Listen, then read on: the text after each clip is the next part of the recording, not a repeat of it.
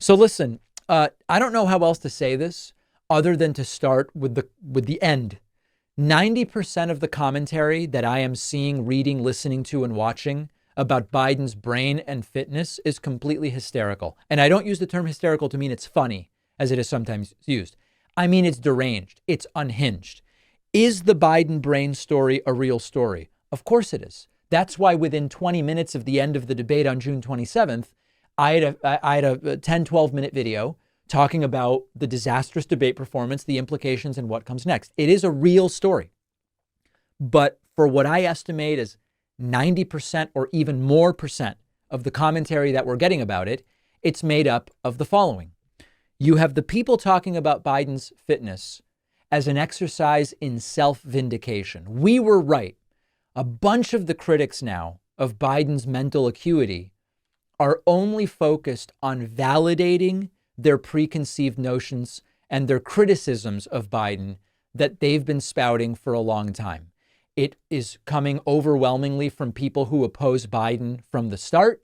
And all this is about is confirming their original skepticism. I was right. And by focusing on that story, they want to reinforce the belief that they foresaw this, that it was obvious beforehand, etc. And it is not actually about figuring out what is the best path forward. It's just, I was right, pat on the back. That's one group. The next group is those who are trying to help Donald Trump overtly, okay? They have decided, I am now going to persistently focus on Biden's mental state because I know it will play directly into the hands of Trump and his supporters. It will give them ammunition and it will overtly help Donald Trump. Forget about diverting attention. It doesn't even consider the possibility of Trump's own lack of fitness, controversies, the fact that he lied his way through the entire debate. It shifts the discourse away from Trump's legal issues, away from Trump's ethical issues, away from Trump's authoritarian wet dream that is Project 2025, which Trump now says he knows nothing about. And it just lets Trump position himself as he's more capable and he's better on issues and it ignores the horrible reality of what is Trump. So there's the people overtly trying to help Donald Trump. Then you've got the folks who are helping Trump covertly, okay? Even those who don't openly support Trump can unwittingly help Trump by harping on Biden's cognitive state. And that's the type of criticism that sows doubt and disillusionment among potential Democratic voters. It'll reduce turnout. It'll reduce enthusiasm. It's more, hey, you know what?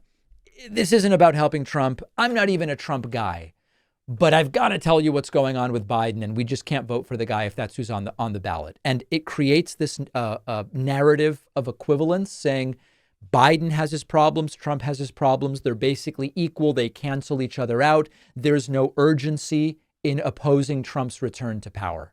And that's very, very dangerous.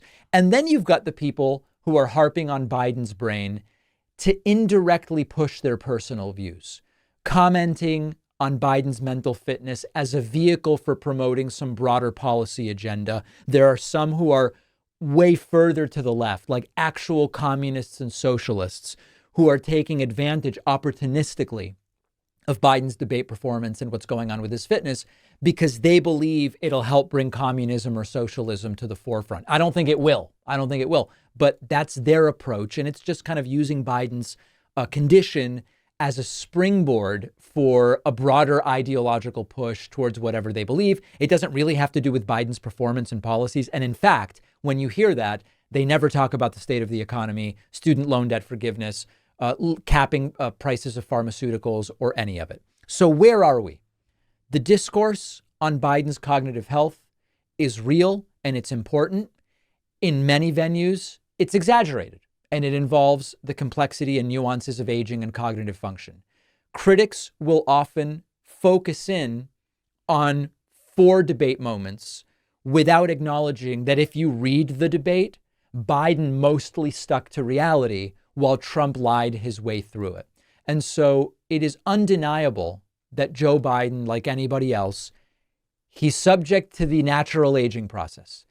He's having some cognitive lapses. That's absolutely the case. And we should acknowledge that. And you shouldn't be mad at me for acknowledging that. And we'll get to that a little bit later.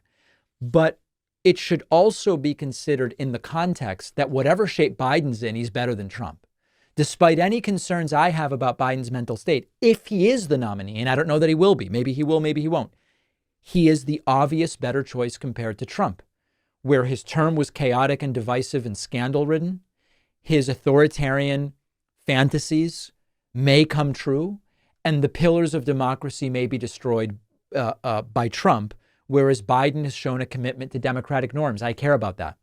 Biden has shown a commitment to international alliances. Was he confused at 9:20 p.m. on the night of the debate? Yeah.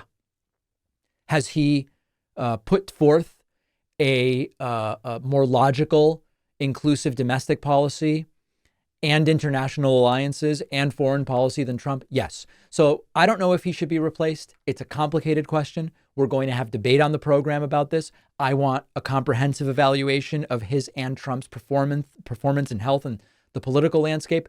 But the progressive commentary, I believe, should focus on constructive criticism, realistic assessments that aren't self-serving because you kind of really would rather Trump win, or you think this will help RFK, or you're a communist and think this is the way to bring forth communism. That's getting us to arguments that don't really base themselves in fact. And let's not feed into the sensationalist narratives. We have a real serious issue to deal with here, and I don't know what the solution is, but I know the solution won't be served by the 90% opportunistic responses to what happened on June 27th. So that's my context. A little bit later, I'll tell you how my audience has been reacting to it.